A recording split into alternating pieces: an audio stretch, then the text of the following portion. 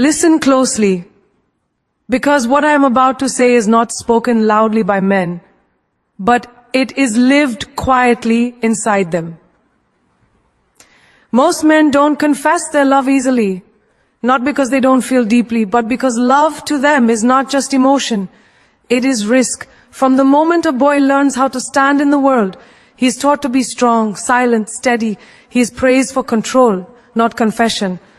So when love rises in his chest like a storm, he does not run toward it. He braces himself against it. A man loves with his whole history. Every rejection he has swallowed, every failure he has buried, every time he was told, man up, don't feel so much. So when he loves you, he does not speak quickly. He measures his words like they are glass, because once broken, they cannot be gathered back. Many men don't fear loving the wrong woman. They fear loving deeply and being seen as weak for it.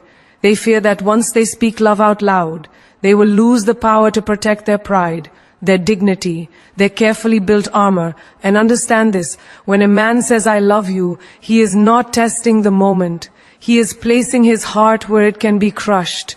That is why silence is not always absence. Sometimes it is devotion waiting for safety. A man confesses love only when he believes it will not be mocked, manipulated, or taken lightly. And when he finally speaks, it is not because the feeling just arrived, it is because the fear finally left. So don't measure his love by speed, measure it by consistency, by protection, by the way he shows up when no one is watching. Because the truth is, men who love deeply often love quietly until the world feels safe enough to hear them speak. Men are taught to suppress emotions, not express them, long before they understand what emotions even are. A little boy cries, and the room stiffens. A voice arrives quickly. Be strong, not cruel, not unkind, just inherited. He learns that tears are emergencies, that feelings must be folded and put away, that the world applauds him most when he is quiet about his pain. So he swallows sadness the way others swallow water quickly, without letting it touch the tongue. Watch him on a crowded bus after a long day. His shoulders are heavy, his eyes distant, but his face is still. Inside him, 1,000 thoughts are speaking at once, about work pressure, about family expectations, about the woman he loves but hasn't named aloud. Yet what comes out is silence. He was trained to believe that explaining his heart is unnecessary and worse, unsafe. He learned early that emotions are language. No one taught him how to speak fluently. At school, when he loses, he is told not to sulk. When he wins, he is told not to brag. Neutral becomes survival. Balance becomes armor. He watches girls being comforted when they cry, and he watches himself being corrected. He doesn't resent it, he absorbs it. He learns that love is something you demonstrate by fixing things, carrying burdens, standing tall, not by saying, I'm scared or I need you. In daily life, this lesson grows sharper. At work, he is rewarded for composure, not confession. Deadlines don't ask how he feels. Bills don't pause for his anxiety. So he trains himself to keep moving, even when his chest is tight. He becomes the man who says, I'm fine, even when fine is the furthest place from truth. He believes strength means endurance, and endurance means silence. When love arrives, it does not erase this training. It collides with it. He feels deeply, perhaps more deeply than he admits even to himself. But expression feels like breaking a rule written into his bones. Imagine him rehearsing words in his mind at night, sentences he never practices out loud. He thinks, if I say it and it's not returned, I will have exposed something I was never meant to show. If I say it and it is misunderstood, I will look foolish. So he waits, not because his heart is empty, but because it is full, and unguarded fullness terrifies him. Look at him with his friends. The laughter is loud, the jokes are easy, but the conversations rarely touch the tender places. When someone says they're struggling, the response is often advice, not empathy. Do this, handle it, you'll be okay. He learns that fixing is acceptable, feeling is optional, so he becomes a problem solver instead of a truth teller. He offers solutions when what he needs is space to speak. In relationships, this conditioning shows up quietly. He might remember birthdays, notice small changes, drive across town in the rain, sit beside you when words fail. But when it comes to naming love, his throat tightens. He has been taught that words are promises and promises are liabilities. He has been taught that once spoken emotions can be used against him. So he protects himself by keeping them inside, believing that actions will be understood without translation. Daily life reinforces this again and again. A man opens up once and is told he's overthinking. He shares fear and is met with impatience. He admits vulnerability and watches respect drain from the room. Each moment adds another layer of caution. He doesn't stop feeling, he stops sharing. He becomes fluent in endurance and illiterate in expression. Yet inside this silence is not weakness. It is discipline learned too early. It is a heart trained to survive without witnesses. Men are not born emotionally distant, they are shaped into it by repetition, by correction, by praise for restraint. And the cost of this lesson is heavy. It means carrying grief without language, love without voice, hope without confession. In everyday moments you can see the contradiction. He sits alone at night, scrolling through messages he hasn't sent. He drafts words and deletes them. He wants to say, "You matter to me," but what comes out is, "Drive safe." He wants to say, "I'm afraid of losing you," but what he says is nothing. Because silence feels familiar and familiarity feels safe. This is why men often appear distant when they are actually overwhelmed, why they withdraw when they care the most, why their love shows up as presence rather than poetry. Suppression becomes second nature. Expression feels like exposure, and still, beneath that quiet surface, there is a deep, steady ocean of feeling, moving, patient, powerful, waiting for a world that does not punish honesty, waiting for a space where strength and softness are allowed to sit side by side without apology. Love feels like vulnerability, and vulnerability feels dangerous, especially to a man who has learned that the world is not gentle with exposed things. To love is to step out of armor, and armor has kept him alive. It has helped him walk through rejection, failure, and expectation without collapsing. So when love asks him to open his chest, it feels less like romance and more like standing unprotected in a storm. In daily life, vulnerability has consequences. He shares an idea at work and it gets dismissed. The room moves on without him. He trusts a colleague and the confidence becomes gossip. He opens up once, just once, and the memory of being laughed at, ignored, or misunderstood lingers longer than 100 successes. So he learns a quiet rule: what you protect cannot be wounded. Love, however, demands the opposite. Love says, "Come closer, even though you might get hurt." And that invitation terrifies him. Watch how he navigates everyday moments. He helps others but rarely asks for help. His phone battery can die, his body can ache, his heart can feel heavy, and still he says nothing. Because needing someone means giving them power, and power in the wrong hands can destroy. Love feels like handing someone the keys to your inner life and hoping they don't lock you out of yourself. When he starts caring deeply, his instincts clash. His heart moves forward, but his mind pulls back. He thinks, if I love and it fails, I won't just lose a person, I'll lose a part of myself. He knows how to rebuild plans, careers, routines. Rebuilding tea. Himself feels far more frightening. So he hesitates, not because he lacks courage, but because he understands the cost too well. In relationships, vulnerability asks him to be seen beyond his achievements, not as a provider, not as a protector, not as a solution, but as a human being with doubts and fears. That kind of visibility feels dangerous in a world that often respects men only for what they can offer, not for who they are. He wonders, if I stop being strong for a moment, will I still be wanted? Daily life reinforces this fear quietly. He watches people leave when things get hard. He sees loyalty tested by convenience. He notices how quickly affection can turn into expectation. Love then becomes a gamble, where the stakes are not money or pride, but identity. To love is to say, this is who I am when no one is impressed. And he has learned that unimpressive moments are rarely forgiven.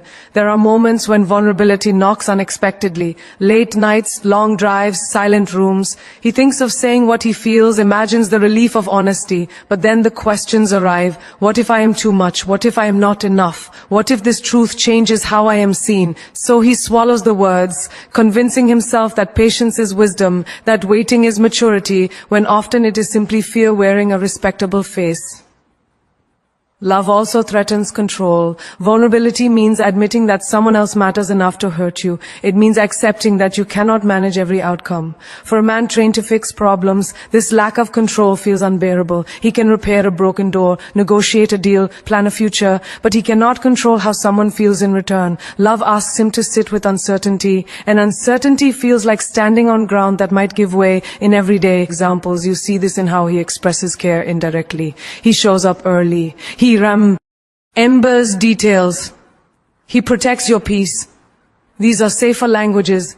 They allow him to love without fully surrendering. Words like I love you feel final, exposed, irreversible.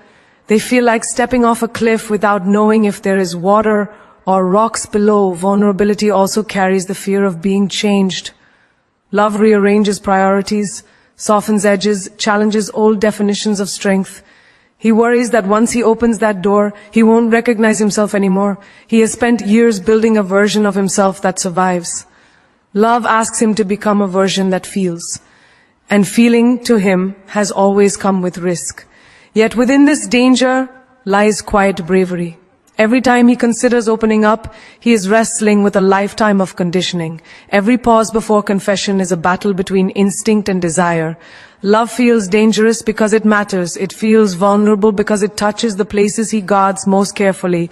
And still, even with fear sitting beside him, his heart keeps leaning forward, believing that somewhere someone will hold what he offers with care. Fear of rejection hits men differently because it does not stop at the heart. It travels straight into pride and identity. For many men, rejection is not just a momentary no. It feels like a verdict on who they are. It whispers cruel questions late at night. Am I not enough? Am I failing at being a man? Am I replaceable? And those questions do not fade easily because men are raised to measure their worth by acceptance, achievement, and usefulness.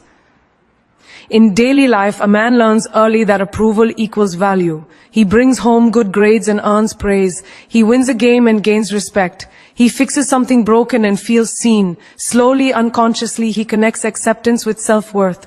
So when rejection enters his life, whether from a job, a friend, or a woman he loves, it feels like the ground beneath his identity shifts. It is not just that something didn't work out, it feels like he didn't work out. At work, he applies for a position he believes he deserves. He prepares, he hopes, he imagines growth. When the rejection email arrives, polite and brief, he reads it twice, then a third time. Outwardly, he shrugs and says, "It's okay, next time." Inwardly, something sharp presses against his chest. He wonders if all his effort was invisible, if his skills were never enough. He doesn't talk about this ache because admitting it would mean admitting doubt, and doubt feels like weakness. In relationships, rejection cuts even deeper. When a man considers confessing love, he is not just offering affection, he is offering a reflection of himself.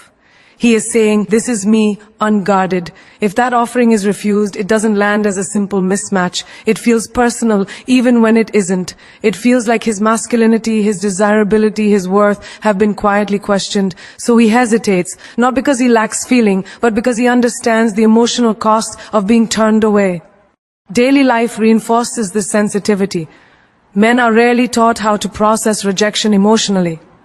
They are taught how to move on, how to distract themselves, how to pretend it didn't matter, so rejection accumulates silently. A joke that didn't land, an opinion that was ignored, a message that was never replied to. Each moment adds another invisible mark. None of them are spoken about, but all of them are remembered. When pride is wounded, men often retreat. They pull back, become quieter, more guarded, not because they are cold, but because they are protecting what remains intact. Pride for a man is not arrogance, it is survival. It is the belief that he has value even when no one is applauding. Rejection threatens that belief. It makes him feel exposed as the world can see cracks he worked so hard to hide. In love, this fear shows up as delay. He waits for signs, reassurance, certainty. He looks for safety before he speaks. He may flirt, joke, show interest indirectly, all while avoiding the one sentence that could change everything, because once spoken, it cannot be taken back. Once rejected, the echo stays.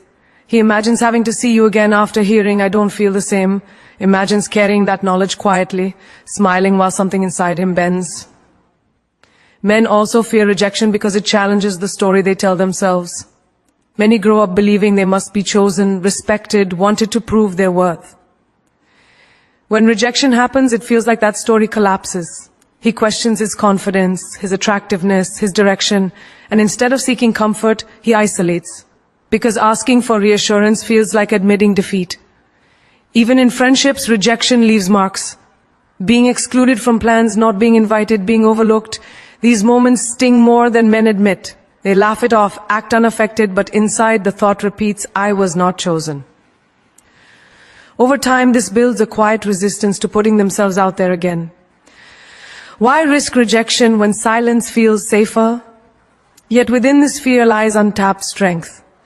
Every man who considers opening his heart despite the risk is standing at the edge of courage. Fear does not mean weakness. It means the stakes are high. Pride and identity are precious because they have been built through effort, endurance, and resilience. Protecting them is natural. But so is the desire to be seen, accepted, and loved without conditions. Rejection wounds deeply because men care deeply, even when they pretend they don't. The silence after rejection is not emptiness, it is reflection, rebuilding, recalibration, and every time a man gathers the courage to try again, to trust again, to speak again, he proves that fear did not defeat him. It shaped him into someone who understands the value of what he risks offering. Confessing love feels like surrendering control because control has been a man's shield for as long as he can remember. Control over his reactions, his words, his plans, his future. He is taught that control equals strength, that the man who keeps himself together will survive anything. So when love asks him to speak, it feels like laying that shield down in front of someone else and hoping they don't use it against him. In daily life, control is how he stays respected. At work, he manages pressure by hiding stress. Deadlines pile up, expectations rise, but he keeps his voice steady. Even when he feels overwhelmed, he adjusts, recalculates, pushes forward. Control keeps him employed, trusted, relied upon. So he learns that losing control, even emotionally, can cost him more than he's willing to risk. Confessing love disrupts that balance. The moment he says how he feels, the outcome is no longer his to manage. He can't predict the response. He can't fix it if it goes wrong. He can't take the words back if they fall into silence. For someone trained to handle outcomes, this uncertainty feels unbearable. Love places his emotional fate in someone else's hands, and that feels like stepping into the unknown without a map. In everyday interactions, you can see this fear quietly shaping his behavior. He may talk confidently about goals, ambitions, and plans for the future, but when the conversation turns personal, his tone shifts. He jokes, deflects, changes the subject. Not because he doesn't care, but because caring openly means losing leverage. It means admitting that someone else now has the power to affect his inner world. Control also protects dignity. A man who hasn't confessed love can walk away with his pride intact. But once he confesses, he becomes emotionally visible. If his feelings are not returned, he must carry that vulnerability with him. He imagines seeing the person again, knowing they know his truth. That thought alone is enough to make him pause. Silence to him feels safer than exposure. In relationships, control often shows up as restraint. He may love deeply, but he expresses it in measured ways. He offers help, consistency, loyalty. These are forms of love that allow him to stay grounded. Words, however, feel dangerous because they mark a turning point. Once spoken, everything changes. Expectations shift. Emotional stakes rise. He knows that confession is not just a sentence, it's a surrender. Daily life teaches him that once control is lost, recovery is slow. He has seen people lose themselves in love, abandon purpose, compromise values. He fears becoming someone who depends too much, who loses focus, who hands over power he worked hard to earn. So he resists, telling himself he is being cautious, when in truth he is being protective. Confessing love also means admitting need. It means saying, you matter to me. And need is something men are taught to minimize. He is taught to be self-sufficient, to stand alone, to need nothing. Love challenges that narrative. It says you are stronger together. But strength through connection feels unfamiliar when independence has been his identity. In quiet moments, this struggle becomes clear. He sits alone, replaying conversations, wondering if he should speak. He imagines the relief of honesty, the peace of not holding back. Then he imagines the risk. the possibility of losing composure, of feeling exposed, of caring more than the other person. Control pulls him back. It whispers, stay where you are safe. Even when he wants to confess, he looks for certainty first. Signs, reassurance, proof. He wants to minimize risk, to regain some sense of control before letting go.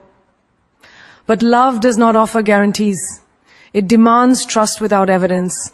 And trust for someone who values control feels like gambling with his emotional stability. Yet within this fear is a powerful truth. Confessing love is not weakness. It is courage disguised as surrender. It takes strength to release control, to accept uncertainty, to risk being changed. A man who considers confessing is not afraid of love itself. He is aware of its power. He knows that once he opens his heart, he will not be the same. And that transformation, more than rejection, is what makes him hesitate. Control has kept him safe, but love invites him to grow. It asks him to trust that strength does not disappear when control is released. It evolves. It becomes something deeper, something braver, something rooted not in protection, but in truth. Men often show love through actions, not words, because action is the language they were first taught to trust. Long before they learned how to explain feelings, they learned how to do things. Fix this, carry that, protect here, stand there.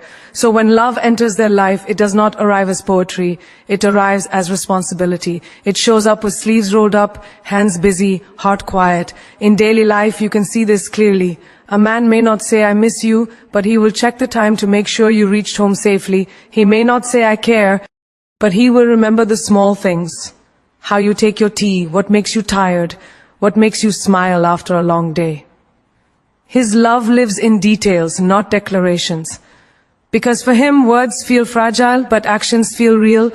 He learns early that promises are judged by follow-through. Anyone can speak, but not everyone shows up. So he chooses consistency over confession. He believes love should be proven daily, quietly, without applause. He brings stability into chaos. He becomes the one you can rely on when things fall apart. In his mind, this is love in its strongest form. At work, he is evaluated by results, not intentions. Effort without outcome means little.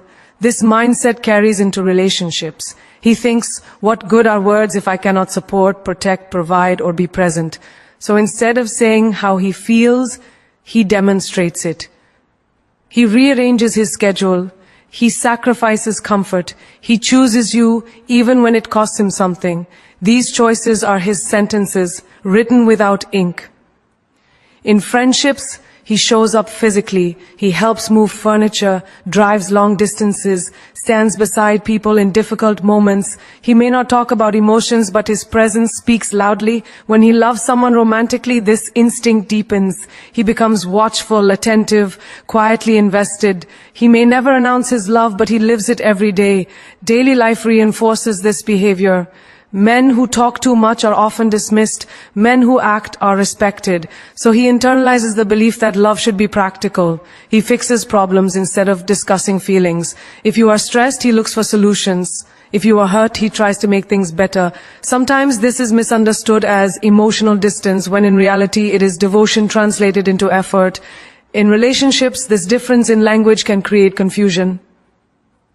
One person listens for words, the other speaks through deeds. He thinks, can't you see what I'm doing for you? She thinks, why won't he just say it? Neither is wrong. They are simply speaking different dialects of love. His silence is not absence, it is focus. His quiet is not indifference, it is intention. Look at how he expresses care during ordinary moments. He checks in without being asked. He notices when something is off. He stands between you and harm, even if harm is only inconvenience or stress. He may not articulate his feelings, but he invests his energy, time, and attention.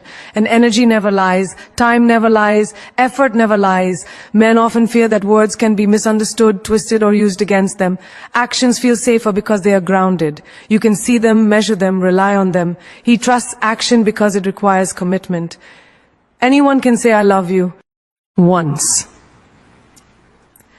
Showing love every day requires discipline. And discipline is something he understands. In moments of crisis, his love becomes even more visible. He may not offer emotional speeches, but he will stay. He will handle what needs to be handled. He will carry weight so you don't have to. To him, this is the highest form of love, being useful, being reliable, being there when it matters most. This way of loving is shaped by how he was raised. He saw men praised for providing, protecting, enduring. He rarely saw them praised for expressing vulnerability. So he models what he knows. He loves the way he was taught, through sacrifice, through responsibility, through action. If you watch closely, you'll notice that when a man loves, his behavior changes before his words ever do. He becomes more patient, more attentive, more consistent. His actions align around you. His choices reflect consideration. His presence becomes steady. This is his confession, spoken in a language he trusts. Understanding this does not mean words are unimportant. It means love has many forms. For some, love is spoken. For others, it is lived. And for many men, the truest words they ever say are written in what they do day after day, without needing to be announced or applauded. Past emotional wounds make men cautious because pain has memory, and memory does not forget easily. A man may forgive. He may move on, he may smile again, but the body remembers what the heart went through. It remembers the nights he questioned his worth, the silence that followed his honesty, the way trust once felt safe and then suddenly became dangerous. So caution is not fear, it is experience speaking softly. In daily life, wounds don't announce themselves. They hide behind calm faces and controlled reactions. A man who once loved deeply and lost badly does not rush back into openness. He learns to slow down, to obey, serve, to protect. Not because he wants less love, but because he has already paid a high price for giving too much too quickly. He knows how long it takes to rebuild after something breaks inside. Think of the man who once trusted someone completely. He shared plans, dreams, vulnerabilities. Then promises were broken, loyalty shifted, words lost meaning. He didn't just lose a relationship, he lost certainty. From that day on, he learned that people can change, that affection can fade, that honesty doesn't always guarantee safety. So the next time love appears, he does not run toward it. He approaches carefully, testing the ground with each step. In everyday interactions, this caution looks like distance. He listens more than he speaks. He reveals himself slowly. He keeps parts of his story private, not because he is hiding, but because he is guarding. Once bitten, he understands the cost of exposure. He knows that emotional pain does not bleed visibly, yet it can take years to heal. Past wounds also teach men to expect disappointment. He has seen excitement turn into neglect. He has felt connection turn into indifference. So he manages expectations. He tells himself not to hope too much, not to assume too much, not to feel too much. This restraint is not coldness, it is self-preservation refined by loss. In relationships, this caution becomes noticeable. He may take longer to trust words. Compliments don't convince him easily. Promises don't impress him anymore. He watches behavior closely because behavior once revealed truths words try to hide. He values consistency over intensity, patience over passion. To him, slow feels safer than fast. Daily life reinforces this lesson again and again. He sees people leave when things stop being easy. He sees loyalty tested by convenience. He notices how quickly affection can change direction, so he learns to stay grounded, not swept away. He chooses stability over fantasy because fantasy once cost him peace. Past wounds also affect how men express emotion. He may feel deeply but choose silence. He may care intensely but keep his composure. This is not emotional unavailability, it is emotional control shaped by hurt. He knows what happens when emotions run unchecked. He has lived through the aftermath. At work, this same caution shows up as professionalism. He avoids emotional investment where it's not required. He separates feelings from function. This discipline learned in personal pain becomes a strength elsewhere. He becomes reliable, focused, composed. Pain sharpens him, even if it also hardens him slightly.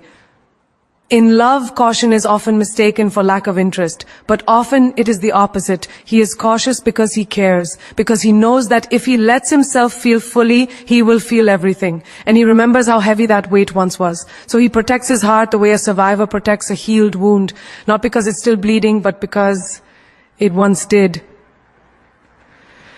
There are moments when his guard slips, late conversations, quiet laughter, shared understanding. In those moments you see who he really is beneath the caution, warm, thoughtful, loyal. But when the moment passes, the guard returns, not to push you away, but to keep himself steady, Past emotional wounds teach men that healing is not linear. One trigger can reopen old feelings. One disappointment can echo an old betrayal. So they become careful not to place their hearts in situations that feel uncertain. This caution is wisdom earned the hard way. Yet within this caution is deep strength. A man who has been hurt and still believes in love is not weak, he is brave. He knows pain intimately and still chooses connection, even if slowly. He values peace because chaos once ruled his inner world. He respects emotional safety because he knows what it's like to lose it. Caution does not mean he is closed. It means he is selective. It means he is intentional. It means when he finally opens his heart, it is not impulsive, it is deliberate. And when he chooses to trust again, it is because he sees something real, something steady, something worth the risk he once paid for dearly. So when you listen to the silence of a man, do not rush to judge it as emptiness. Silence is often a language spoken by those who have learned the cost of speaking too freely.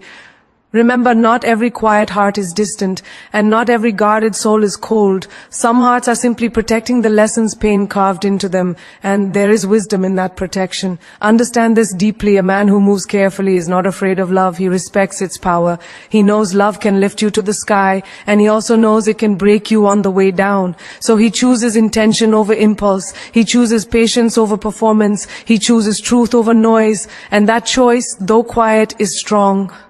Love is not always loud. Sometimes it is the man who stays when leaving would be easier. Sometimes it is the man who listens more than he speaks. Sometimes it is the man who shows up again and again, even when no one is applauding. Real love does not beg for attention. It proves itself through consistency.